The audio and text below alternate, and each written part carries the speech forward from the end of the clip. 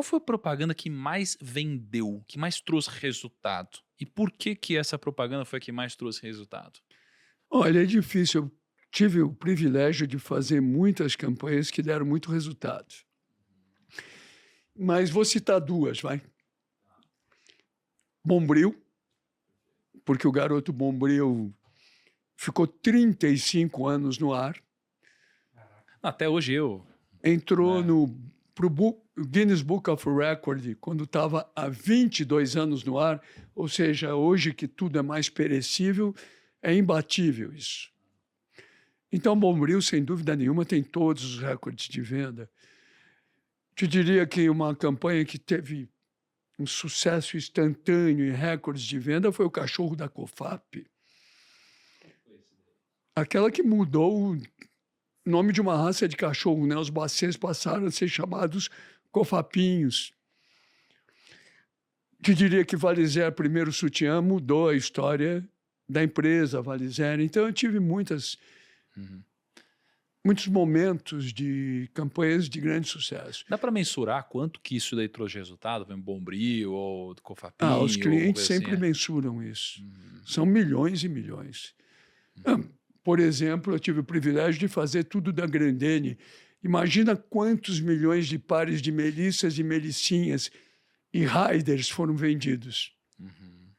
São milhões e milhões de pares. Cara, é muita coisa mesmo.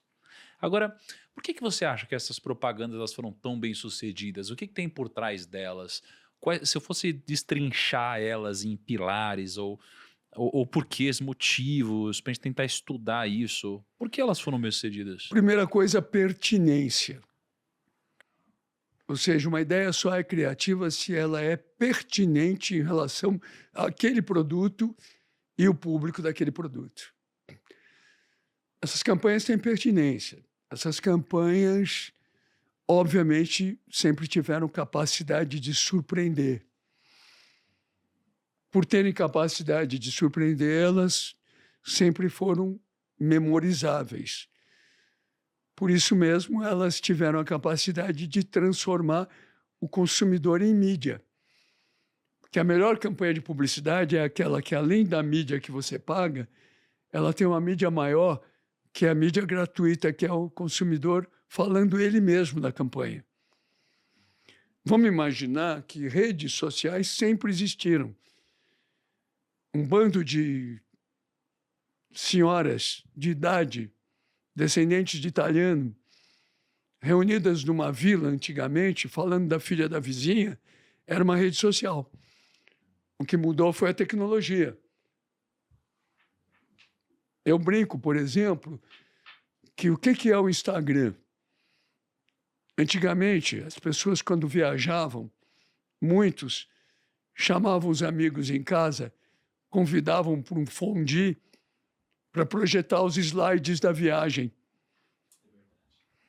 O que é o Instagram? É a projeção de slides sem o fondue. É verdade. Eu já vi várias vezes com família que se reúne e mostra fotos. Hoje a gente tira foto, a gente nem vê a foto que tirou. Não, eu devo ter posto- mais de 20 mil fotos no celular e eu nunca mais visitei nada.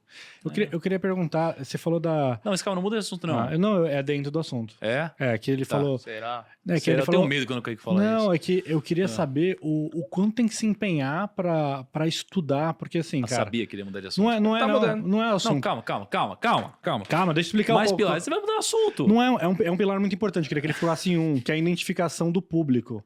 Você teve que estudar muito, tipo, meio que a mente do brasileiro ou o comportamento das pessoas pra conseguir, tipo, ir tão a fundo, assim, no comportamento. Porque eu lembro que, por exemplo, a propaganda do Bombril, cara, sei lá, era engraçado pra mim, era engraçado pra minha avó, era engraçado pro meu pai, era, tipo, sei lá, era uma identificação muito grande.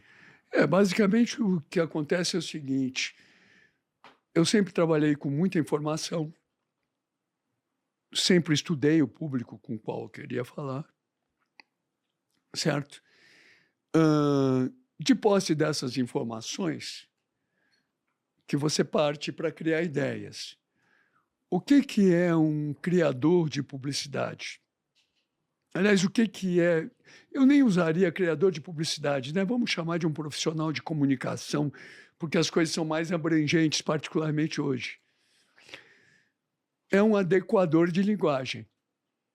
Uma vez eu estou vendendo para uma dona de casa, uma vez para um motorista de caminhão, uma vez para um adolescente, uma vez para uma pessoa de idade. São pessoas diferentes com linguagens diferentes, muitas vezes.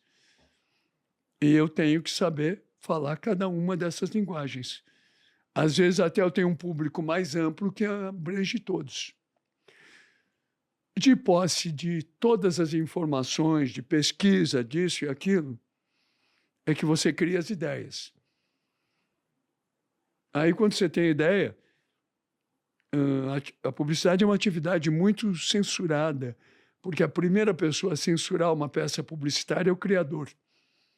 Ele olha aquilo e fica botando defeito. Diz assim, será que isso aqui vai funcionar? Aí, se eu acho que vai funcionar, eu apresento para o meu cliente. E ele vai dar opinião, se acha que vai funcionar ou não.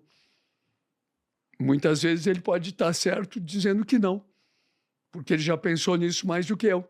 Ele pensa no produto dele 24 horas por dia. Às vezes não. E às vezes eu tenho que convencê-lo, tenho que ganhar a confiança dele. Aí, quando eu tenho uma ideia que eu considero uma boa ideia, eu nunca vou ter certeza disso, porque na atividade de criação você nunca tem certeza de nada, mas quando eu tenho quase a certeza, eu acredito que nós vamos veicular aquilo com sucesso. Muitas vezes você pode fazer uma pesquisa até. Evidentemente que entre o resultado da pesquisa e o meu intuitivo, eu sempre vou ficar com o meu intuitivo. Porque as pesquisas são muito óbvias, elas são um bom farol, mas não pode ser o elemento que decida. Quem tem que decidir é você. E aí eu fico com o meu intuitivo. Se eu, por exemplo, tenho uma qualidade profissional, o meu intuitivo que é muito forte. Eu tenho o intuitivo de uma comitiva de mulheres.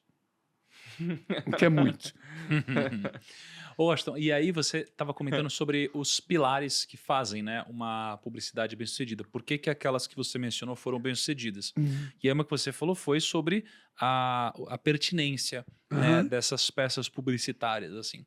Que outros pilares você consideraria como importantes para o sucesso delas? Aí que está. Tudo que está na vida pode estar na publicidade, desde que seja pertinente. E quanto mais você tirar a publicidade da vida, transformar em publicidade e devolver para a vida, mais efetiva ela pode ser.